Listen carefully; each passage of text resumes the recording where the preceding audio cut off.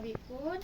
Kembali lagi dengan saya Faira Arianti. Saya sekarang lagi di Bukit Aslan, yaitu saya lagi sama pengelola Bukit Aslan, yaitu Pak Niki dan Kak Anggi, manajemen Bukit Aslan. Oke, gimana kabarnya Bapak dan Kak Anggi? Baik. Kak Anggi? Baik. Alhamdulillah. Iya. Oke, langsung ke inti pertanyaannya ya Pak. Oke, silakan. Kalau boleh tahu, yang pertanyaan pertama itu gimana sih Pak sejarah Bukit Aslan dan apa saja keuntungan dan rintangan pas mau bikin tempat wisata ini? Jadi sejarahnya gitu ya. Iya. Oke, mungkin saya jelaskan dulu mulai dari lahan inilah ya. Ini lahan saya peroleh dari orang tua. Yang waktu itu masih hutan pohon karet, belum ada jalan. Waktu itu kita berkesimpulan, saya dan istri dan keluarga, udah apain di tempat nih. Terus kita lihat di sini ada beberapa manfaat secara alam yang bagus. Bukan hanya di sini, di Lampung khususnya ya, banyak tempat yang bagus, hanya perlu tertata dan dikelola dengan baik gitu.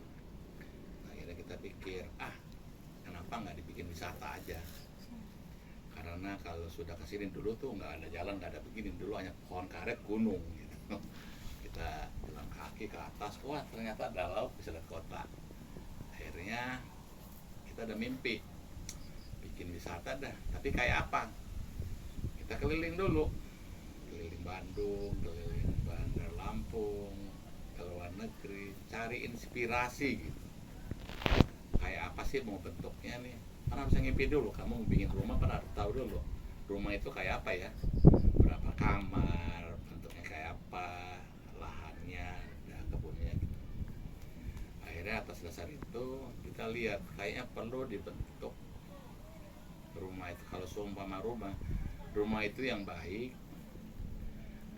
berkesan bagi yang kesana, bersih, fasilitasnya juga lumayan, kita catat tuh. Jadi kita bentuk lah. Hanya pada saat dibentuk itu tidak sekaligus. Pertama kita bikin jalan dari ada 3,6 kilo, kita bikin jalan, kufas dan sebagainya, dan kita tanamin apa yang pengunjung mau lihat pas kesini. Dapetilah satu, nuansa alamnya ada. Kedua, kebersihan, ada hijau-hijau, kembang-kembang. Udah ngimpi dulu tuh, kembangnya di mana, kan belum kelihatan dulu. Kita harus bisa mimpi dulu, nanti 15 tahun akan datang kayak apa nih tempat gitu. Ya, kita coba tanemin semuanya. Akhirnya kita bentuk satu, kayak kalau rumah itu ada apa ya, arsiteknya itu ada denah birunya lah. Yaitu kalau kita sebutkan namanya, kita harus ada visi dulu. Ada visi, maunya apa, yaitu kita bentuk visi itu adalah kita mau membentuk tempat wisata alam dengan standar yang baik, dimana family, keluarga dan teman-teman dapat kesini, dapat menikmati tempat wisata itu untuk kesehatan mereka, baik mental atau mental. Itu kita harus yakinin dulu. Kalau itu kita bisa bentuk, kita yakin bahwa siapapun pengunjungnya ke sini mayoritas akan senang gitu. Standarnya bagus, pelayanan bagus, kebersihannya baik, dan orang sini nikmati gitu, ada healingnya, dan dia akan datang lagi. Nah, itu mimpi awalnya. Terus kita bentuk. Untuk mencapai tersebut harus ada beberapa pilar-pilar mendukung ke visi tersebut. Ada 5 pilar. Salah satunya adalah pelayanan, service gitu. Service itu dilihat dari banyak faktor, dari manusianya, dalam arti pastikan orang yang kita rekrut itu cocok di bidangnya. Contohnya rekan saya Mbak Anggi, dia memang di dunia wisata, ya saya taruh di tempat bagian pelayanan pengunjung. Kalau saya taruh di bagian ke akunting mungkin nggak cocok kali. Dan sebaliknya, yang bagian akunting ya jangan taruh di front end, nanti dia kurang ramah gitu. Jadi penempatan orangnya, pelatihan, fasilitas, kebersihan, kita sudah ada tuh blueprintnya. Inti dari blueprint itu adalah pada akhirnya adalah kepuasan pengunjung. Semua akan jalan kalau pengunjung pada akhirnya adalah nilai benar itu apa adanya. Contohnya kita bikin bagus-bagus restoran nih, semuanya bagus tapi pengunjungnya nggak enak, makanannya nggak cocok, masa itu gagal. Di tes terakhir kita adalah rasa yang di pengunjung itu gimana. Kita mengharapkan pengunjung itu merasa puas dengan tempat ini. Kedua, merasa dihargai, ya. Dia merasa merasa ini ada healingnya, dan ada mengharapkan pada akhirnya dia mau kembali lagi ke sini, apakah setahun lagi atau itu, dan dia mau membawa teman-temannya atau saudara-saudaranya ke sini kalau pas dia ke Lampung. Jadi kita mau buat tempat ini sebagai landmark. Jadi kalau kamu ke Jakarta ada Monasnya lah gitu, ada gedung gajahnya. Kalau ada Lampung ya salah satunya Bukit Aslan gitu. Itu kurang lebih. Nah, kalau apalagi tadi pertanyaan udah jawab belum? Keuntungan. Ya. Tantangannya? Keuntungannya. Iya, keuntungannya ya bagi kita kalau kita itu berhasil, keuntungannya banyak. Satu, merasa bangga. Bukan hanya bangga secara finansial, mungkin juga ada manfaatnya. Ketiga, juga dapat memberikan nilai kepada provinsi Lampung. Nih ada loh, karena pariwisata itu tidak dilihat dari sudut wisata itu saja, lihat dari lebih luas. Contohnya, kalau ada tempat wisata bagus, yang datang siapa aja? Dari Jakarta, Bandung, Palembang khususnya. Itu dapat menghidupkan perekonomian di provinsi tersebut. Karena kalau orang Palembang ke sini, umumnya kalau tinggal nggak 1 hari, 2-3 hari, dia setel di hotel, dapat revenue bagi provinsi Lampung. Dia belanja ke restoran, perekonomian lebih naik gitu. Sebetulnya kalau dibahas itu banyak manfaatnya dari industri pariwisata tersebut. Termasuk warga-warga di bawah juga hidup. Karena kita rekrut karyawan sekarang ini 90% lebih itu warga bawah. Jadi dia dapat pekerjaan, di situ nanti bisa jual gorengan di pinggir-pinggir jalan nantinya suatu saat. Cukup kira-kira.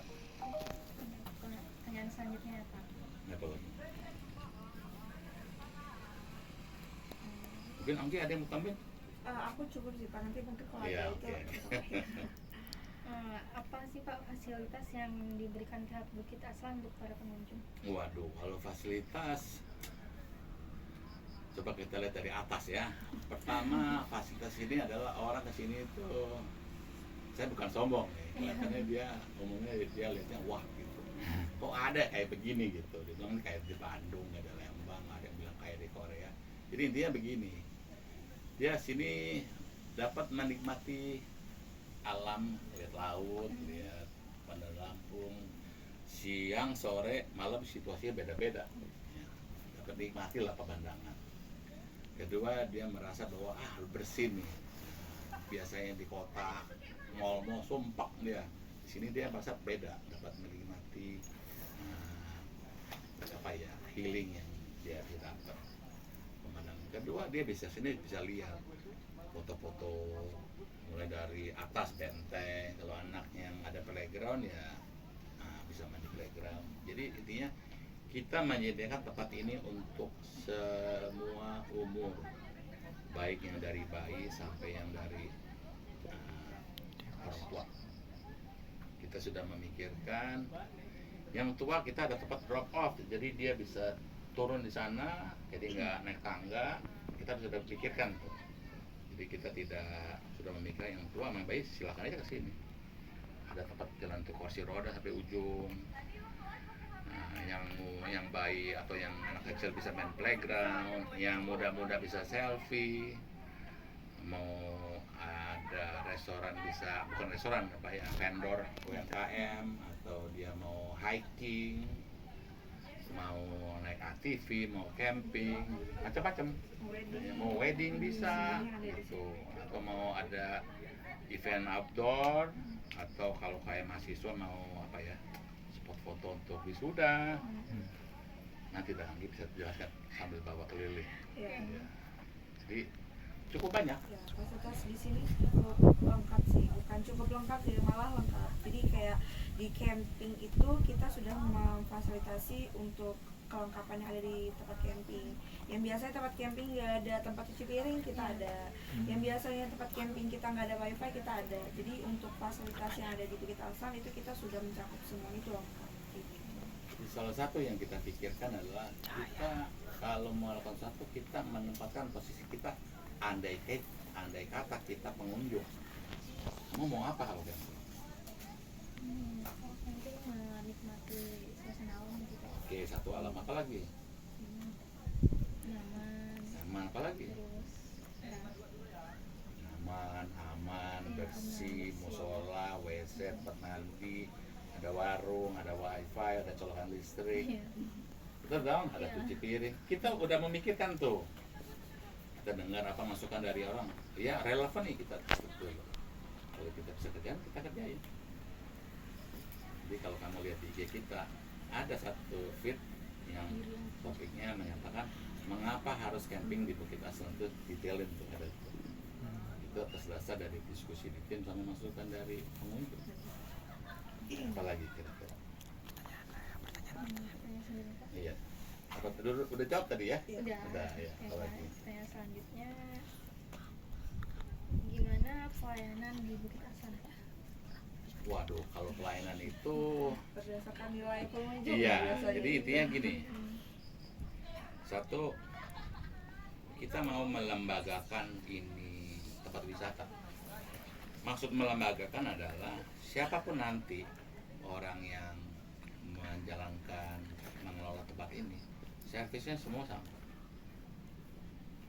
Dan atas dasar itu dari awalnya pengelola dan atau pemilik harus terlibat, meyakinkan apa yang diinginkan itu jalan,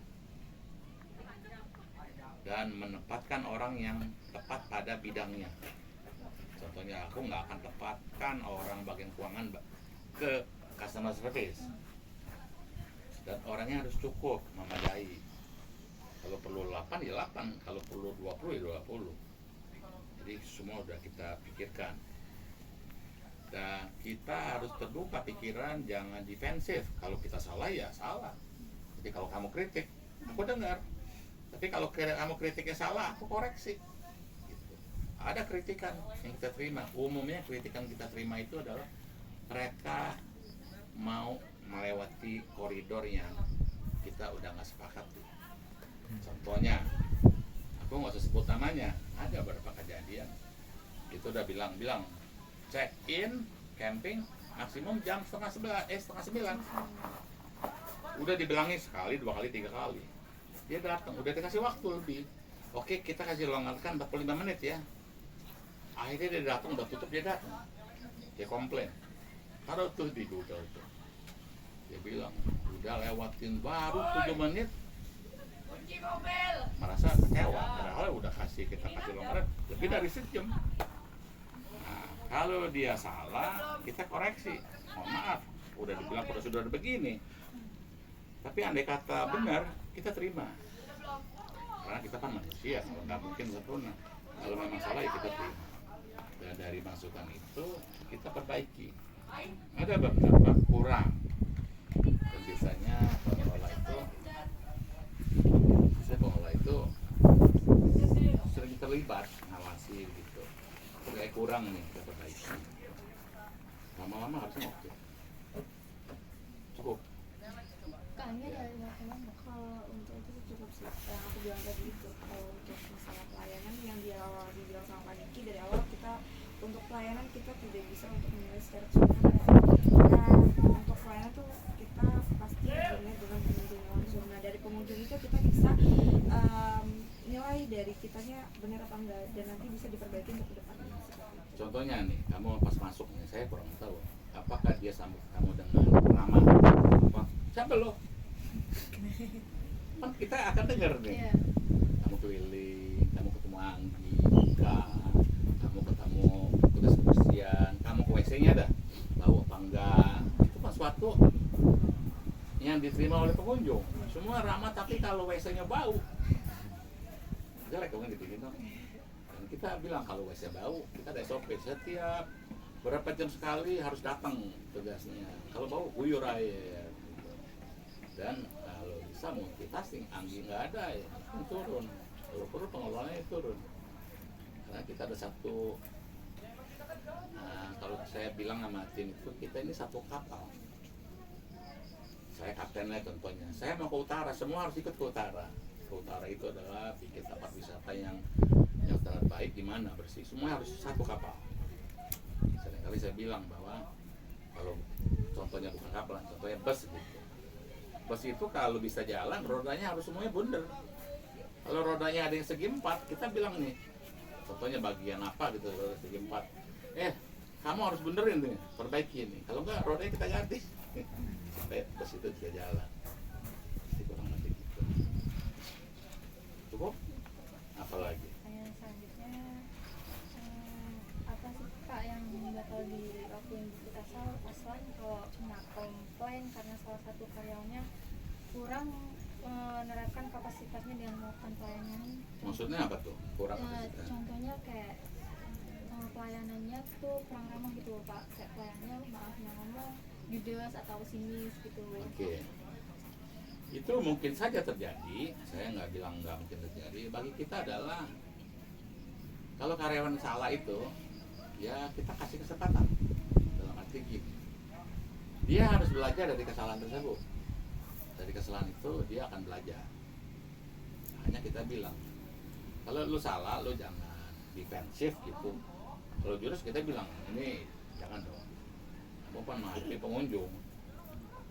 Nggak boleh jurus, kalau pengunjung itu harus ramah lah. Kalau kita udah bilang sekali, 2 kali dia masih itu juga, ya kita ganti, kasarnya gitu. Tapi kita bukan marahin langsung kalau dia putus enggak. Karena kita bilang, kamu salah. Nah, aku kan belajar. Kalau orang belajar dari kesalahan itu, dia akan cepat maju. Dan kita nggak langsung marahin, kita hanya kasih nasihat. Dengan harapan semua manusia, siapa sih mau dimarahin, nggak ada mau. Tapi kalau kita ngomong dengan baik-baik, kita yakin dia juga akan bisa terima. Cukup kira-kira. Kami ada yang mau nanya? Enggak sih, kalau untuk urusan pelayanan itu tadi, kalau misalnya kita tadi semua itu belajar dari kesalahan. Jadi kalau misalkan emang kesalahan itu kita tahu nih kita kesalahannya di apa, kita belajar diomongin sama bos ini benar, dan emang dibilanginnya sama pak bosnya emang oh ini berarti benar nih apa yang dibilangin sama bos kita, ya kita harus belajar dari itu. Kalau misalkan emang dia tetap kekeh nggak mau belajar dari kesalahan, ya berarti emang dasarnya dirinya itu emang yang nggak mau belajar kayak gitu. Nah itu sih untuk untuk pengelola atau manajemen kita yang untuk ngomongin orang-orang yang pelayanannya kurang gitu. Jadi tepatnya sih gitu ya Pak ya. Iya. Kalau pelayanan itu sebetulnya kalian yang bisa nilai. Ya, kalian nanti nih masih belum maghrib. Kamu kan udah merasa apa yang dikasih tadi ya, kios tadi. Untuk persepsi kamu bagaimana? Pas masuk korban kayak apa? Pas dikasih bawa kayak apa? Ketemu Anggi kayak apa? Nanti keliling ke WC ke bawah. Kesan kamu gimana gitu? Kalau bisa kesannya jangan satu orang, mayoritas nih. Kalau mayoritas itu menyatakan A atau B, ya mungkin B itu benar. Jadi kalau kamu tanya kita, gimana nilai kamu, ya kita dinilai orang, kamu yang memutuskan. Tapi sementara ini kita bersyukur bahwa apa yang dinilai kita ditaruh di rating Google cukup lumayan lah, 4,5 bagi kita ya lumayan. Udah reviewnya ada yang di bintang 5, ada yang bintang 1. Kita lihat kalau memang benar kita kurang, kita perbaiki. Kira cukup? Ada yang lain? Pertanyaan terakhir Pak. Kalau semisal kita Aswan kena komplain gitu, apa yang dilakukan gitu Pak?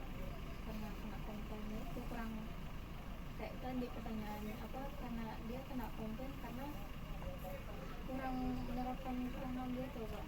Gini, komplain itu dari ada kemungkinan beberapa kelompok. Pertama adalah ada sekelompok manusia itu sifatnya egois. Dia udah salah banget, dia benar. Contoh, belum lama ini nih ada kejadian orang mau sewa TV. Kita udah bilang-bilang kalau mau sewa TV itu harus ada tanda pengenal kayak KTP gitu. Terus kita bilang, Pak minta KTP-nya, dibilang ada di mobil, ya harus ambil dulu. Dia nggak mau, dia komplain, ya alasannya nggak ada SOP, nggak ada apa, padahal ada.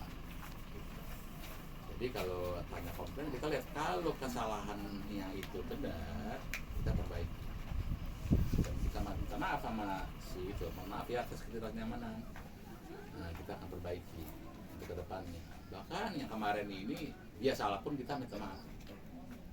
Mohon maaf ya atas ketidaknyamanan ya. Untuk informasi Kak, SOP peraturan itu sudah ada di IG, di TikTok dan di Google. Kamu lihat tuh di sorotan, nggak ada tuh peraturan harusnya gimana. Cuman orang maunya singkat, nggak ada maunya mau gua gitu. Ada orang begitu. Itu kalau memang itu relevan kita terima dan kita juga sampaikan mohon maaf atas ketidaknyamanan, kita perbaikin ke depan. Kalau itu nggak benar ya mohon maaf aja. Kita sampaikan walaupun kita mohon maaf atas ketidaknyamanan, tapi kita bilang ada loh ini. Kayak camping tuh mau datang nih, ya udah bilang tutup, dia datang nih, dia bilang nggak dikasih udah dibayar, ngomongnya sepotong padahal udah ceritanya panjang. Kadang kan orang juga tuh dilihat dia tuh dari cuma segi yang kita salahnya aja loh. Iya.